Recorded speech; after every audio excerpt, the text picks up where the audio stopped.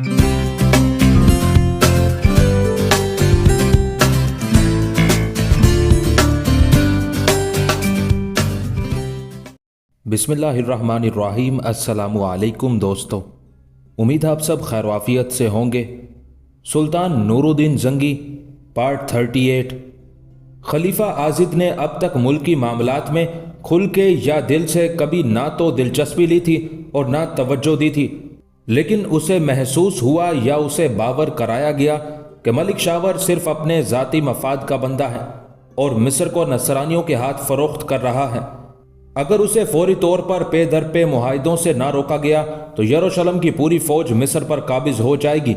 फातमी खलीफा के तमाम काम दो अशखास अंजाम देते थे। उनमें एक उस्ताद जौहर थे, जिनके जरिए खलीफा उमरा वुज़रा को खुफिया पैगाम भेजते थे। दूसरा शख्स जिस पर खलीफा पूरा एतमाद करते थे वो था जलीस बिन अब्दुल कवी, दायुल दुआ और काज़ियुल कुज़ा था। एक दिन खलीफा ने उन दोनों को तखलिया में तलब किया। खलीफा ने बड़े इस्तराब के आलम में कहा, तुम दोनों हमारी वफादारी का दम भरते हो, लेकिन मलिक शावर को उसकी हरकतों से नहीं रोक सकते। उस्ताद जौहर, जो बड़ा गुर्गे बारां दीदा था, ने बड़े अदब से अर्ज किया, या अमीरुल मोमिनीन, मलिक शावर का इलाज बस एक ही है। क्या? जल्दी बताओ, खलीफा ने जल्दी से पूछा। उस्ताद जौहर ने जवाब दिया, इलाज यह है कि मैं शमशीर बकफ दारुल वजारत में दाखिल हूँ और लड़ता भिड़ता मलिक शावर तक पहुँच के उसका सर कलम कर दूँ। मगर क्या दारुल वजारत में, जहाँ मलिक शावर के मुसल्ला पहरेदार चप्पा चप्पा पर घूमते रहते हैं, तुम शमशीर लेकर दाखिल हो सकोगे? पहरेदार तुम्हें अंदर जाने देंगे? खलीफा ने उससे सवाल किया। यही तो मुश्किल है अमीरुल मोमिनीन, उस्ताद जौहर ने कहा। दारुल वजारत ही में उसके गिर्द पहरा नहीं रहता, बल्कि जब वो दारुल वजारत से बाहर जाता है तो भी मुसल्ला पहरेदार उसके साथ रहते हैं। मैं अमीरुल मोमिनीन के हुक्म के तहत अपना सर तो कटा सकता हूँ, लेकिन मलिक शावर तक नहीं पहुँच सकता। फिर इसका इलाज क्या किया जाए? इसे कौन ठीक कर सकता है? खलीफा ने बेबसी का इजहार किया। मलिक शावर का दिमाग सिवाय शामी सिपह सालार असदुद्दीन शिरको के और कोई दूसरा ठीक नहीं कर सकता। ये जवाब जलीस बिन अब्दुल कवी ने दिया। उस नेक बंदे के साथ मलिक शावर ने ऐसी एहसान फरामोशी का मुजाहिरा किया है कि वो तो इधर का रुख भी नहीं करेगा। खलीफा ने बताया, हमने एक पैगाम शिरको को भेजा था, लेकिन उसने जवाब तक देना गवारा नहीं किया। अमीरुल मोमिनीन अगर मुनासिब ख्याल फरमाए तो एक सिफारत सुल्तान दमिश्क के पास भेज सकते हैं। उम्मीद है कि सुल्तान आपको कोई उम्मीद अफजा जवाब जरूर देगा। जलीस बिन अब्दुल कवी ने एक नई बात की तरफ इशारा किया। खलीफा आजिद दरअसल खुद भी उन्हीं खतूत पर गौर कर रहा था। उसका ख्याल था कि अगर सुल्तान दमिश्क को बराह रास्त पैगाम भेजे और उससे मदद तलब करे तो शायद सुल्तान इनकार ना कर सके। अब जो काज़ियुल कुज़ा जलीस बिन अब्दुल कवी की तरफ से तहरीक हुई तो उसने फौरन कहा, बहुत माकूल ख्याल है। खलीफा ने तायद की। इस वक्त तक दमिश्क जो इतलात मुख्तलिफ लोगों ने हरीम खिलाफत के नाम पर भेजी गई वो सब बिलवास्ता थी। हमने सुल्तान दमिश्क को बराह रास्त कोई नामा अरसाल नहीं किया। मिस्र को नसरानी और मलिक शावर की गद्दारियों से बचाया जा सकता है तो हमें सुल्तान दमिश्क से मदद मांगनी पड़ेगी। हम उनसे दरख्वास्त ज़रूर करेंगे। मलिक शावर ने हमें नसरानियों के मामूली सरदारों के सामने झुका तो दिया, फिर क्या वजह है कि हम दमिश्क के सुल्तान से, जो इस वक्त दुनिया का सबसे ताकतवर सुल्तान है, क्यों दरख्वास्त नहीं करते? जलीस बिन अब्दुल कवी को खलीफा की तायद हासिल हुई तो उसने एक कदम और बढ़ाया। अमीरुल मोमिनीन ने इस गुलाम की बात पर तवज्जो फरमाई।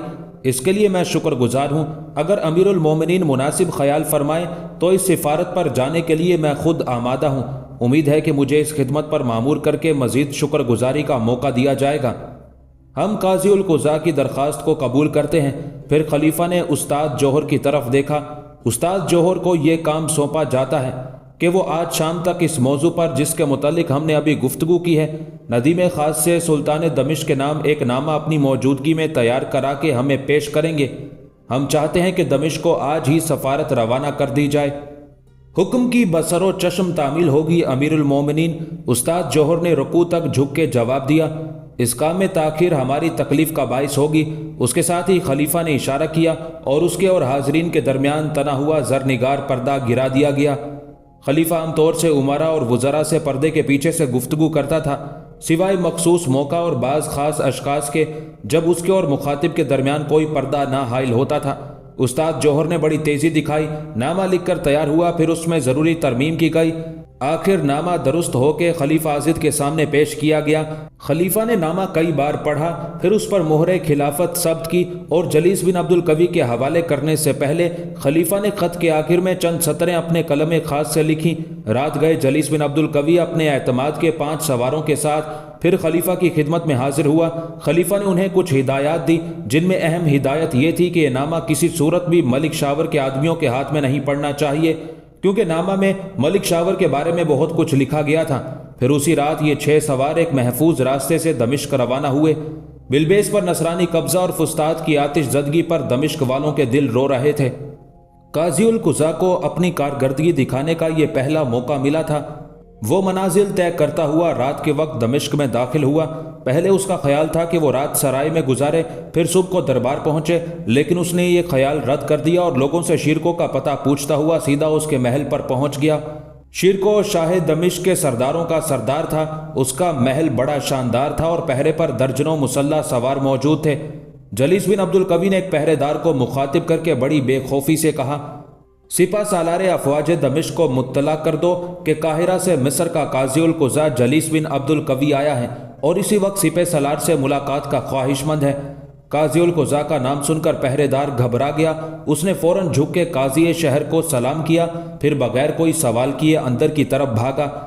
काजी उल कुज़ा और उसके साथी सिपे सालार के महल के सदर दरवाजे पर खड़े उस शानदार महल को तहसीन की नजरों से देख रहे थे। जरा देर गुजरी थी कि बूढ़ा सिपे सालार शीर को नंगे सर और नंगे पैर भागता हुआ उनके पास आ गया। खुश आमदीद, खुश आमदीद, शिरको ने काजी उल कुज़ा से कहा, जिसका घोड़ा सबसे आगे खड़ा था। काजी उल कुज़ा, मिस्र ने इस गुनहगार के गरीब खाने पर कदम रंजा फरमाकर इज्जत बख्शी है, इसका मैं शुक्रगुजार हूँ। आपका आना मुबारक हो, तशरीफ लाइए। खुदा तुम्हें अपनी अमान में रखे और तुम्हें उम्र खिजर अता फरमाए। ये कहता हुआ काजी उल कुज़ा और उसके साथी घोड़े से उतरे। काजी उल कुज़ा ने अपना दायां हाथ आगे बढ़ा दिया। शिरको ने फौरन उसके हाथ को बोसा दिया। काजी मोहतरम ने शिरको को गले से लगाकर उसे दुआ दी। अंदर तशरीफ ले चलिए हजूर, शिरको ने बड़े अदब से कहा। शिरको की रहनुमाई में सब लोग मेहमान खाने में पहुंचे। शिरको ने कहा, इतने तवील सफ़र में आपको यकीनन बहुत जहमत हुई होगी। मेरा ख्याल है कि ये ज़्यादा बेहतर होगा आप लोग इस वक्त खाना तनावुल फरमा कर आराम कीजिए, सुबह को इंशाल्लाह बात होगी। नहीं शिरको, काजी मोहतरम ने बड़ी मोहब्बत से कहा, हमारे पास वक्त बहुत कम है और काम ज़्यादा है। वक्त का तकाजा है कि मैं अपने आने का मुद्दा तुमसे बयान कर दूं ताकि हमें कल सुल्तान के दरबार में पेश कर दिया जाए। मिस्र के हालात बहुत दिगरगू हैं और आला मकाम खलीफा मोहतरम ने अपना ज़ाती ख़त देकर हमें दमिश्क भेजा है। सिपे सालार की समझ में हमारी आमद का मकसद आ गया होगा। दुरुस्त फरमाया मोहतरम काजी उल कुज़ा ने। शिरको ने जवाब दिया, मिस्र के हालात से हम लोग खुद भी परेशान हैं। आला हजरत सुल्तान रोज़ाना मिस्र की खबरें सबसे पहले सुनते हैं। आप फिक्र ना कीजिए, खाना खाएं, मैं खाने के दौरान आपसे गुफ्तगू करता रहूँगा। शिरको के उस पुरखलूस रवैये से काजी उल कुज़ा जलीस बिन अब्दुल कवी को बहुत उम्मीद बंधी। खाने के दौरान भी दोनों में गुफ्तगू होती रही। शिरको ने काजी से वादा किया कि वो कल ही उन्हें सुल्तान के हजूर में पेश कर देगा और जब सुल्तान अपने सरदारों का मशवरा तलब करेगा तो शिरको काजी की पूरी तायद करेगा। काजी उल कुज़ा रात भर बेचैन रहा। शिरको ने हर चंद उसे ताउन का यकीन दिलाया था, लेकिन ये शाही दरबार का मसला था और दरबार भी किसका? सुल्तान दौरा का, जिसके सामने यूरोप और वस्त एशिया का कोई बादशाह सर उठाने की मजाल न रखता था। शाही महल्लात ख्वाह मिस्र के हों या दमिश्क के, वहाँ की बातें छुपी नहीं रहती। काजी और शिरको ने बड़ी एहतियात से गुफ्तगू की थी, मगर शिरको के महल की कनीज़ें और गुलाम बात ले उड़े। फिर जब सुबह हुई तो तमाम शाही महल्लात में यह खबर पहुंच गई कि सुल्तान मिस्र का काजी उल कुज़ा फातमी खलीफा का कोई ख़ास पैगाम लेके दमिश्क आया है। सबको यह भी मालूम हो गया कि खलीफा का पैगाम लाने वाला कोई मामूली शख्सियत का मालिक नहीं, बल्कि मिस्र का काजी उल कुज़ा जलीस बिन अब्दुल कवी है। सुबह को शिरको ने अपने तमाम काम मनसूख कर दिए और काजी उल कुज़ा को साथ लेकर सीधा कसरे सुल्तानी पहुंच गया। शिरको ने सुल्तान के हाजिबों को बताया कि सुल्तान मोहतरम को इत्तला दी जाए कि फातमी खलीफा अल आजिद का एक पैगाम लेकर मिस्र के काजी उल कुज़ा तशरीफ़ लाए हैं और फौरी बाजियाबी के ख्वाहिशमंद हैं। सुल्तान दमिश्क ने इत्तला पाते ही शिरको और काजी उल कुज़ा को अपनी ख्वाबगाह में तलब कर लिया। कसरे सुल्तानी की आन बान और शान व शौकत देखने के काबिल थी, लेकिन काजी उल कुज़ा एक तो जहन से परेशान था और वो जल्द से जल्द सुल्तान का सामना करना चाहता था। इसलिए वो कसर की आराइश की तरफ तवज्जो ना दे सका। दूसरी बात यह थी कि काजी अल कुज़ा की नज़रों में मिस्र का कसर खिलाफत था, इसलिए भी वो कसर के पहरेदारों और बीच दर बीच कमरों पर तायराना नजरें डालता हुआ आगे बढ़ता रहा और आखिर ख्वाबगाह सुल्तानी पर पहुंच गया। सुल्तान की ख्वाबगाह पर दोहरा और तहरा पहरा लगा था। यह एहतियात सुल्तान ने खुद बरती थी, क्योंकि सुल्तान नूरुद्दीन जंगी के वालिद मोहतरम अमीर इमादुद्दीन जंगी को गुलामों ने सोते में कत्ल कर दिया था। कसर सुल्तानी हो या मैदान जंग, सुल्तान के गिर्द सख्त पहरा रहता था। शिरकों के साथ होने की वजह से उसे दिक्कत ना हुई और वो दोनों बहुत जल्द सुल्तान के सामने पहुंच गए। शिरको और काजी अल कुज़ा ने एक साथ सुल्तान को कुर्निश पेश किया। सुल्तान नूरुद्दीन जंगी ने धीमे लहजे में कहा, काजी अल कुज़ा, मिस्र का आना मुबारक। हम मुअज़्ज़ज़ मेहमान को खुशामदीद कहते हैं। उन्हें इजाज़त है कि वो अपने आने का मकसद बयान करें। काजी अल कुज़ा ने अंदर की जेब से एक लिफाफा निकाला और उसे बुलंद करते हुए कहा, ऐ शाह दौरा और दमिश्क के अजीम सुल्तान, इस लिफाफे में उस बेकसी के आंसू बंद हैं जिसे दुनिया फातमी खलीफा अल आजिद के नाम से याद करती है। कहने को फातमी खलीफा है, लेकिन गद्दार और एहसान फरामोश मलिक शावर ने उस मासूम हस्ती को कसरे खिलाफत की दीवारों में इस तरह कैद कर रखा है कि वो फड़फड़ा भी नहीं सकता। फुस्ताद का गुंजान शहर जल रहा है, मगर खलीफा उसकी आग नहीं बुझा सकता। शहरों में लूट मार मची है, मगर खलीफा लूटने वालों का हाथ नहीं रोक सकता। मफाद परस्त मलिक शावर मिस्र का सौदा कर रहा है, लेकिन खलीफा जबान से उफ भी नहीं कर सकता। काजी जलीस बिन अब्दुल कवी की जज्बाती बातों ने सुल्तान को बहुत मुतासिर किया। उसने गुलाम को इशारा किया और गुलाम ने आगे बढ़कर काजी के हाथ से लिफाफा ले लिया। खत खोल के पेश किया जाए, सुल्तान ने हुक्म दिया। गुलाम ने लिफाफा चाक किया तो उसमें से एक फटा हुआ कागज निकला। साथ ही बड़े लिफाफे से एक छोटा सा बंद लिफाफा फर्श मखमल पर गिरा। गुलाम ने जल्दी से झुककर छोटे लिफाफे को फौरन उठा लिया। फिर उसने लिपटा हुआ कागज सुल्तान को दे दिया। यह खलीफा का सुल्तान के नाम खत था। सुल्तान ने खत तो ले लिया, लेकिन छोटा बंद लिफाफा अब तक गुलाम के हाथ में था और वो घबराया हुआ कभी सुल्तान को और कभी काजी को देख रहा था। इस छोटे बंद लिफाफे में क्या है? सुल्तान को खुद भी उस लिफाफे के बारे में तजस्सुस था, इसलिए उसने काजी से सवाल किया, आलम पन्हा, मुझे बिल्कुल इल्म नहीं कि इस छोटे लिफाफे में क्या है। काजी उस अजीबो गरीब सूरत हाल से परेशान हो गया था। मुझे तो ये भी मालूम नहीं था कि इस बड़े लिफाफे के अंदर कोई छोटा लिफाफा भी मौजूद है। अमीरुल मोमिनीन ने बड़ा लिफाफा मेरे हवाले किया था, जिसे मैंने उसी तरह हजूर आली में पेश कर दिया। सुल्तान ने एक लम्हा सोचा, फिर गुलाम को हुक्म दिया, छोटे लिफाफे को खोल के देखा जाए कि इसमें क्या है। गुलाम घबराया हुआ तो था ही। उसने कांपते हाथों से छोटा लिफाफा चाक किया तो जनाना बालों के 2 गुच्छे, जिन्हें रेशम के धागे से बांधा गया था, लिफाफे से फिसलकर फर्श पर गिरे। गुलाम ने पहले ही की तरह झुक के बालों की बंधी हुई लटों को फर्श से उठाया और हाथ बुलंद कर दिया। सबकी नजरें बालों के गुच्छों पर जम के रह गई।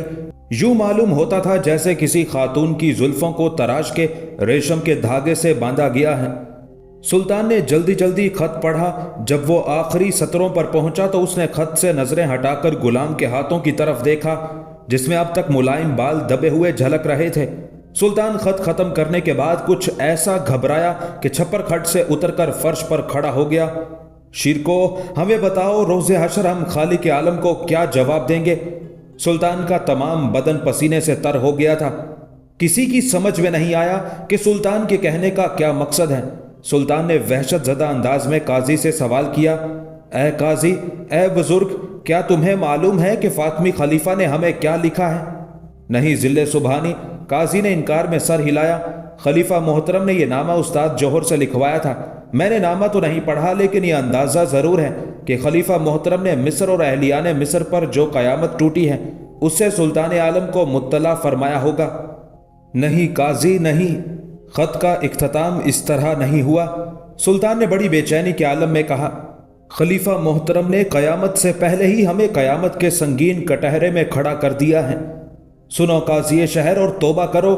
खलीफा ने खत के आखिर में अपने कलम खास से लिखा है, ए सुल्तान दमिश्क और ए फर्जंदे दिलबंद, इस अरीज़ा के साथ अपनी हरम की जुल्फों की तराशीदा लटें भी एक छोटे लिफाफे में भेज रहा हूं, ताकि तुम्हें मालूम हो जाए कि अगर तुमने लश्कर इस्लाम के साथ फौरन मिस्र कूच ना किया तो नसरानियों के हाथ ख़वातीने खाना के सर की चादरों तक पहुंच जाएंगे।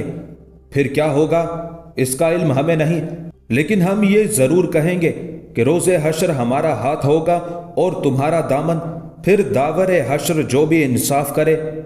फातमी खलीफा के ये जुमले ना कोई तंज था और ना धमकी, बल्कि एक ऐसी दुखी दिल से निकली हुई दरख्वास्त थी जो सुल्तान के दिल में उतरती चली गई। सुल्तान तो सुल्तान था, अगर ये बातें काम मुसलमान से भी कही जाती तो वो भी तलवार खींच के मिस्र की तरफ दौड़ पड़ता।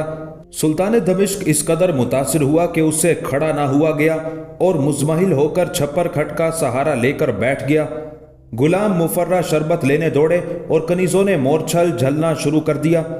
शीरको ने एक कदम आगे बढ़कर कहा, ऐ शाहे दौरा, जालिम नसरानियों को ये इजाजत नहीं दी जा सकती कि उनके हाथ इफ्फत माब ख़वातीन मिस्र की चादरों तक पहुंच सके। हम उन बढ़ते हुए हाथों को काट देंगे। शाबाश शीरको, शाबाश, हमें तुमसे ऐसी ही उम्मीद है, सुल्तान ने पुरजोश लहजे में कहा। गुस्से से उसका बदन अब तक कांप रहा था। हमारे लिए क्या हुक्म है आलीजा? शीरको ने बड़े जोश से कहा। हुक्म? सुल्तान ने जहर खंद किया। अब भी किसी हुक्म की जरूरत है? क्या तुम्हारे सुल्तान में इतनी ताकत है कि वो फातमी खलीफा की इस इल्तिजा को नजरअंदाज कर दे और कल मैदान हशर में उसका हाथ हो और हमारा गिरेबान? इस जिहाद में तुम तन्हा ना होगे, हम तुम्हारे साथ चलेंगे। काजी उल कुज़ा जलीस बिन अब्दुल कवी ने सर झुकाकर सुल्तान के इरादे का शुक्रिया अदा किया। ऐ सुल्तान दमिश्क, आप सिर्फ सुल्तान नहीं बल्कि एक सच्चे मुसलमान और सच्चे मुजाहिद भी हैं। यकीन कीजिए कि मिस्र के अवाम आपको अपने में पाकर फूले ना समाएंगे।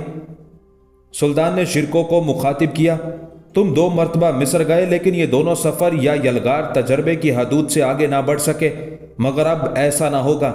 हम मिस्री अवाम और मोहतरम खलीफा को नसरानियों से हमेशा के लिए निजात दिलाने जाएंगे और इंशाअल्लाह मुकम्मल कामयाबी और कामरानी हासिल करेंगे। फिर उसने काजी उल कुज़ा की तरफ घूम के कहा, काजी मोहतरम, खलीफा की दरख्वास्त मिस्री अवाम के दिल की आवाज़ है। हमने ये आवाज़ सुनी और इसका जवाब देने हम और हमारा लश्कर मिस्र पहुंच रहा है। काजी का सर जज्बाए एहसान मंदी से ऊपर ना उठ रहा था। खुदा सुल्तान का साया मुसलमानाने आलम पर हमेशा कायम रखे। क्या मैं ये खुशखबरी लेकर काहिरा वापस जा सकता हूँ? तुम खाली वापस नहीं जाओगे काजी मिस्र, सुल्तान ने संजीदगी से कहा। मिस्र के खलीफा और आवाम ने हमसे जो उम्मीद बांधी है उन्हें हकीकत में तब्दील करने के लिए शामी लश्कर तुम्हारे साथ जाएगा। हम किसी मसलहत को इस मामले में दखल नहीं देने देंगे। काजी उल कुज़ा की बाँछें खुल गईं। जिल्ले सुबहानी, मैं मिस्र ले जाने के लिए कितने लश्कर का इंतखाब करूं? शिरको ने भी तेजी दिखाई। शिरको तो मलिक शावर की गद्दारी से खार खाए बैठा था। मिस्र से उसे अगरचे 2 बार वापिस आना पड़ा, लेकिन वो मिस्र को यूं ना छोड़ना चाहता था। तुम 6000 तुर्कमानों का इंतखाब करो, बाकी हम मुंतखब करेंगे, सुल्तान ने हुक्म दिया। और हाँ शिरको, आज दोपहर से पहले दरबार खास का ऐलान किया जाए। हम फौरी तौर पर मिस्र का रुख करना चाहते हैं ताकि हम ताखिर के इल्ज़ाम से बरी रहें। बेहतर आलीजा, शिरको ने सुल्तान को रुखसती सलाम किया और काजी उल कुज़ा को लेकर ख्वाबगाह से निकल आया। दरबार खास के लिए बड़े बड़े उमरा को मुत्तला कर दिया गया। शिरको बड़े भाई नजमुद्दीन अयूब को मुत्तला करने खुद उनके महल पर गया। नजमुद्दीन के पास जाने का एक मकसद ये भी था कि वो सलाहुद्दीन को खबर कर दे। सलाहुद्दीन उन दिनों अपने बाप नजमुद्दीन अयूब के साथ रहता था। सलाहुद्दीन ने मिस्र पर गुज़िश्ता 2 हमलों के दौरान जिस दूरअंदेशी और शुजाअत का सबूत दिया था, उससे शिरको और सुल्तान दमिश्क दोनों ही बहुत खुश थे। शिरको ने नजमुद्दीन को बताया कि मिस्र के हालात किस तरह एकदम दिगरगू हो गए और नसरानियों ने मिस्र पर कब्जा करने के लिए क्या डोल डाले हैं। नजमुद्दीन ने भी ये उड़ती खबर सुनी थी कि मिस्र से सफारत आई हुई है। कोई मामूली सिफारत नहीं है बिरादर मोहतरम, शिरको ने बताया। मिस्र के काजी उल कुज़ा जलीस बिन अब्दुल कवी फातमी खलीफा का खत लेकर आए हैं। अच्छा, इस दफ़ा खलीफा ने खत लिखा है? नजमुद्दीन ने हैरत का इजहार किया। सिर्फ खत ही नहीं बिरादर, खलीफा ने शाही हरम की जुल्फें काट के लिफाफे में भेजी हैं और इल्तिजा की है कि हरम की इज्जत तुम्हारे हाथ है। अगर ताखीर की तो हशर में वो सुल्तान दमिश्क का गिरेबान पकड़ेंगे। फिर क्या फैसला हुआ? नजमुद्दीन ने दिलचस्पी का इजहार किया। सुल्तान ने तो फौरन लश्कर की रवानगी का हुक्म दिया है। शिरको ने उसे मुत्तला किया, खुद साथ जाने को कह रहे हैं। आज दरबार खास में आखिरी फैसला होगा। मगर अल जजीरा की तशवीशनाक सूरत के पेश नज़र सुल्तान कैसे जा सकते हैं? नजमुद्दीन ने उस वक्त के एक मसले की तरफ इशारा किया। इस वक्त अल जजीरा में कुछ गड़बड़ है और सुल्तान उसे ख़त्म करने की कोशिशों में लगा हुआ था। آپ درست فرما رہے ہیں برادر، شرکو نے بڑے بھائی کی تائید کی۔ میرا خیال ہے کہ سلطان نے جذبات میں آ کے مصر جانے کا خیال ظاہر کیا ہے۔ امراء بھی سلطان کے مصر جانے کی مخالفت کریں گے۔ اسی وقت صلاح الدین اپنی لائبریری سے نکل کے ادھر آ گیا۔ صلاح الدین بچپن میں بھی خلوت پسند تھا اور اب بھی اس کی وہی حالت تھی۔ خالی اوقات میں وہ مذہبی کتابیں پڑھتا یا علماء کے وعظ سننے جامعہ دمشق چلا جاتا تھا۔ ادھر آنا صلاح الدین، شرکو نے اسے اس وقت آواز دی جب وہ اس کمرے کے سامنے سے گزر رہا تھا جس میں یہ دونوں بھائی بیٹھے گفتگو کر رہے تھے۔ صلاح الدین اندر آ گیا۔ السلام علیکم چچا جان، اس نے ادب سے سلام کیا۔ کوئی نئی خبر سنی تم نے؟ شرکو مسکرایا۔ جی ہاں، سنا ہے کہ مصر سے پھر سفارت آئی ہے، صلاح الدین نے بے پرواہی سے کہا۔ پھر کیا خیال ہے؟ شرکو نے ہنس کے پوچھا۔ میرا تو خیال ہے کہ مصر کے برے دن آ گئے ہیں، صلاح الدین نے بے دلی سے کہا۔ ملک شاور مصر کو نصرانی بادشاہ کے ہاتھ بیچ دے گا۔ اس نے مصر کو واقعی بیچ دیا ہے، شرکو نے جواب دیا۔ سلطان خود لشکر لے کر مصر جانے کا قصد کر رہے ہیں۔ صلاح الدین کے قدم بڑھ چکے تھے لیکن اس نے قدم روکے اور پلٹ کے کہا، مصر کی مدد کرنا اپنی طاقت ضائع کرنے کے مترادف ہے چچا جان۔ شرکو نے چونک کے صلاح الدین کو دیکھا، ایک لمحہ کچھ سوچا، پھر بولا، صلاح الدین آج دربار خاص ہے، سلطان مصر کے بارے میں گفتگو کریں گے۔ چچا جان، مجھے مصر سے کوئی دلچسپی نہیں، یہ کہتے ہوئے صلاح الدین نے پھر قدم اٹھائے۔ خیر یہ تمہارا مسئلہ ہے، شرکو نے ذرا سخت لہجے میں کہا۔ صلاح الدین کے قدم رک گئے، اس نے پھر پلٹ کے دیکھا۔ شرکو نے اسے تیز نظروں سے دیکھتے ہوئے کہا، سلطان نے تمہیں بلایا ہے، سمجھے صلاح الدین؟ مجھے بلایا ہے دربار خاص میں، مگر میں خاص امراء میں تو نہیں۔ صلاح الدین نے جیسے خود سے سوال کیا اور خود ہی جواب دے دیا۔ تم خاص امراء سے بھی بڑے ہو، تمہیں دربار خاص سے پہلے طلب کیا گیا ہے، شرکو نے اسی لہجے میں کہا۔ کیا جواب ہے تمہارا؟ جواب؟ صلاح الدین گھبرا گیا۔ میں سلطان کی حکم و دولی تو نہیں کر سکتا۔ تو پھر جاؤ، سلطان منتظر ہوں گے۔ شرکو کا لہجہ سپاٹ ہو گیا۔ کب جاؤں چچا جان؟ صلاح الدین بالکل نرم ہو گیا۔ ابھی جاؤ، میں ادھر ہی جا رہا ہوں، چل سکتے ہو میرے ساتھ؟ ابھی؟ صلاح الدین سوچنے لگا۔ آپ تشریف لے چلیے، میں آ رہا ہوں۔ یہ کہہ کے صلاح الدین آگے بڑھ گیا۔ شرکو نے نجم الدین سے کچھ دیر اور گفتگو کی، پھر اسے دربار خاص کا بلاوا دے کر واپس چلا گیا۔ صلاح الدین مصر سے بہت بد دل ہو گیا تھا۔ سکندریہ کے محاصرے میں اس نے جو تکلیف اٹھائی تھی وہ اسے اب تک یاد تھی۔ اس کا ذاتی خیال تھا کہ دور دراز ملک پر حملہ کرنا اور اس پر قبضہ رکھنا ایک خیال عبث تھا، کیونکہ مصر کا وزیر اعظم بے انتہا تلون مزاج اور ناقابل اعتبار تھا۔ مصر پر 2 حملے ہو چکے تھے، اگرچہ ان حملوں میں سلطان دمشق کا وقار برقرار رہا تھا، لیکن دمشق کے ہاتھ کچھ نہ آیا تھا۔ پہلے اس نے سوچا کہ چچا شرکو کے ساتھ سلطان کے پاس چلا جائے، پھر کچھ سوچ کے ٹال گیا۔ شرکو کے نجم الدین کے محل پر آنے کا مقصد نجم الدین ایوب کو دربار خاص کی اطلاع دینے کے علاوہ صلاح الدین کو مصر لے جانے پر راضی کرنا بھی تھا، لیکن صلاح الدین نے اس وقت اس سے کچھ ایسی باتیں کی تھی کہ اس نے صلاح الدین پر زور دینا مناسب نہ سمجھا اور صلاح الدین کے ٹالنے پر خاموشی سے چلا گیا۔ صلاح الدین جب شاہی محل پر پہنچا تو اسے مہمان خانے میں ٹھہرایا گیا۔ اسے یہ بھی بتایا گیا کہ سلطان اس وقت شرکو سے گفتگو فرما رہے ہیں اور گفتگو سے فارغ ہوتے ہی صلاح الدین کو طلب کیا جائے گا۔ کچھ دیر بعد شرکو سلطان سے گفتگو کے بعد مسکراتا ہوا مہمان خانے میں آیا۔ اس کی مسکراہٹ سے صلاح الدین نے اندازہ کیا کہ سلطان اس وقت خوشگوار موڈ میں ہیں، پھر بھی اس نے اپنے اطمینان کے لیے دریافت کیا، چچا جان سلطان کے مزاج کیسے ہیں؟ بالکل ٹھیک ہیں، فکر کی کوئی ضرورت نہیں، شرکو نے اسے اطمینان دلایا۔ میرا ذکر آیا تھا کیا؟ صلاح الدین نے گھبراتے ہوئے پوچھا۔ صلاح الدین بڑے دل گردے کا مالک تھا، لیکن سلطان دمشق نور الدین زنگی مطلق العنان بادشاہ اور سلطان تھا، اس کے سامنے جاتے ہوئے ہر ایک پر خوف طاری رہتا تھا۔ تمہارا ذکر اچھے انداز میں آیا تھا، شرکو اب بھی مسکرا رہا تھا، تمہیں بس فوراً تیاری کرنا چاہیے۔ کیسی تیاری چچا جان؟ صلاح الدین کی گھبراہٹ بڑھ گئی۔ میرے ساتھ چلنے کی تیاری، تمہیں مصر کی مہم پر میرے ساتھ جانا ہے، شرکو نے اسے بتا دیا۔ وہ سلطان کو پہلے ہی اس بات پر رضامند کر چکا تھا کہ صلاح الدین کا اس کے ساتھ جانا بہت ضروری تھا، اور سلطان نے اس کی اجازت دے دی تھی، بلکہ کہہ دیا تھا کہ وہ خود بھی صلاح الدین سے اس سلسلے میں گفتگو کریں گے۔ شرکو پیش بندی کے طور پر صلاح الدین کو سلطان کی طرف محل آنے کا بلاوا دے گیا تھا۔ दरअसल वो चाहता था कि सुल्तान सलाहुद्दीन को मिस्र जाने के लिए खुद ही कहें ताकि वो इनकार ना कर सके। मैं मिस्र नहीं जाऊंगा। सलाहुद्दीन ने इस सख्ती से इनकार किया कि शिरको दंग रह गया। इसकी कोई वजह? तुम शाही लश्कर के मुलाजिम हो, जहां भेजा जाएगा जाना होगा। शिरको का लहजा भी सख्त हो गया। सिपह सालार चचा जान, सलाहुद्दीन ने शिरको की आंखों में आंखें डाल दी। पिछले हमले में आप सिकंदरिया मेरे हवाले करके इस तरह भूल गए थे जैसे आप मुझे जानते ही ना थे। फिर जब सिकंदरिया का मुहासरा हुआ और मिस्री अवाम ने मुझे परेशान करना शुरू किया तो मैं ही जानता हूं कि मुझे कैसे कैसे अजाबों से गुजरना पड़ा। बाहर से शाह मालरिक के रोज के हमले, अंदर मुखालिफ अवाम का बागियाना अंदाज, सबसे बढ़ के ये कि आपके ये दरबारी उमरा मेरे खिलाफ हो गए थे और सिकंदरिया खाली करने पर जोर दे रहे थे। ये सब बातें मुझे मालूम हैं, शिरको ने जवाब दिया। लेकिन सुल्तान को ये यकीन दिलाया गया है और ये यकीन मैंने दिलाया है कि अगर सिकंदरिया का सरदार सलाहुद्दीन की बजाय कोई और अमीर होता तो ना सिर्फ सिकंदरिया हाथ से निकल जाता बल्कि शामी लश्कर का नसरानियों से बचकर निकल आना नामुमकिन हो जाता। उसी वक्त अंदर से सलाहुद्दीन का बुलावा आ गया और सलाहुद्दीन अपनी हालत दुरुस्त करता हुआ हाजिब के पीछे पीछे सुल्तान की तरफ चला। अब वो पहले से ज्यादा परेशान था। उसे इल्म नहीं था कि शिरको और सुल्तान में उसके मुतल्लिक क्या गुफ्तगू हुई है और कहीं ऐसा ना हो कि उसके मुंह से कोई ऐसी बात निकल जाए और उसकी तरक्की पर स्याह लकीर फिर जाए।